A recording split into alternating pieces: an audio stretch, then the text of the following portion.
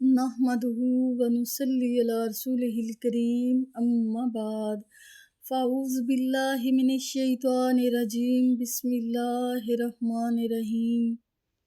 آج میرے پاس جو ٹاپک ہے وہ یہ ہے بنی اسرائیل دو جماعتیں کب بنی اور بنی اسرائیل پر زوال۔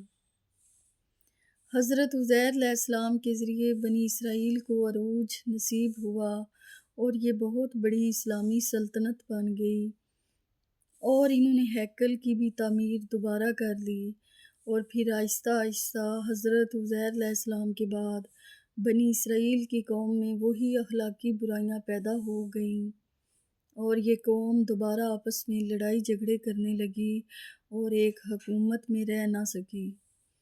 پھر اللہ تعالیٰ نے ان کی آزمائش کی اور حضرت عیسیٰ علیہ السلام کو ان میں بھیجا، اور پھر بنی اسرائیلیوں نے حضرت عیسیٰ علیہ السلام کو بھی ماننے سے انکار کر دیا۔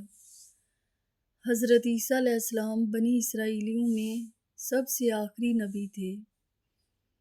بنی اسرائیلیوں نے حضرت عیسیٰ علیہ السلام کو ماننے سے انکار کر دیا اور ان کو ناجائز کہا، نعوذ باللہ من ذالک، اور انہوں نے حضرت عیسیٰ علیہ السلام کو سولی چڑھانے کا سوچا اور سولی چڑھا بھی دیا، حالانکہ حضرت عیسیٰ علیہ السلام سولی نہیں چڑھے تھے۔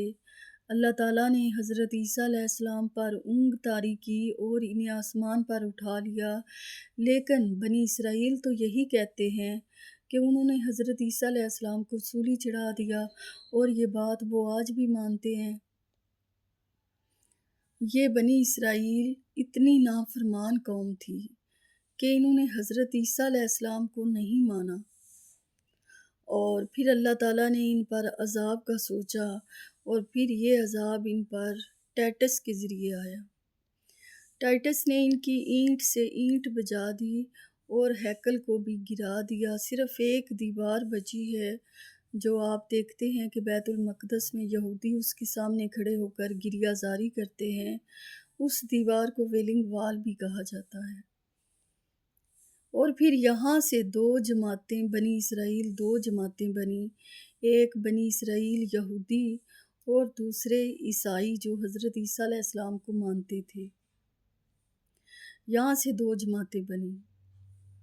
پھر عیسائیوں نے یہودیوں کو فلسطین سے پکڑ پکڑ کر باہر نکال دیا، کیونکہ یہ دونوں جماعتیں ایک ساتھ رہ نہیں سکتی تھی۔ عیسائیوں کا یہ عقیدہ تھا کہ عیسیٰ علیہ السلام، ایک گروہ تو یہ مانتا ہے کہ عیسیٰ خدا کا بیٹا ہے اور دوسرا گروہ عیسیٰ کو خدا کہتا ہے۔ چلو جو بھی ان کا عقیدہ ہے، لیکن ان کا یہ عقیدہ تھا، اور یہودی عیسیٰ علیہ السلام کو نعوذ باللہ دجال کہتے تھے، تو پھر یہ دونوں جماعتیں ایک ساتھ کیسے رہ سکتی تھیں؟ عیسائیوں نے یہودیوں کو پکڑ پکڑ کر فلسطین سے باہر نکال دیا۔ پھر کافی لمبے عرصے کے بعد یہودیوں نے معافی مانگی اور ان کی فلسطین میں انٹری ہوئی، اور آپ وہ دیوار بھی دیکھتے ہیں، اس کو ویلنگ وال کہا جاتا ہے، جس کے سامنے یہودی کھڑے ہو کر گریہ زاری کرتے ہیں۔ اور جو مرد ہیں یہودی، وہ ایک خاص قسم کی ٹوپی بھی پہنتے ہیں جسے ملکہ کہا جاتا ہے، اور جو یہودی ادھر نہیں جا سکتے فلسطین میں، ان کے لیے اسرائیل نے ایک ویب سائٹ بھی بنائی ہے جس پر جا کر یہودی گریہ زاری کرتے ہیں۔ وہاں پہ لائیو ویلنگ وال جو ہے، گریہ زاری والی دیوار، وہ دکھائی جا رہی ہوتی ہے۔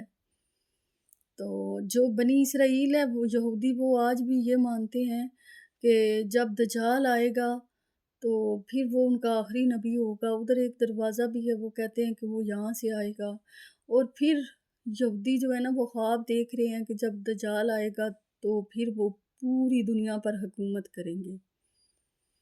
تو عیسائی اور یہودی یہاں سے دو جماعتیں بن گئی تھی۔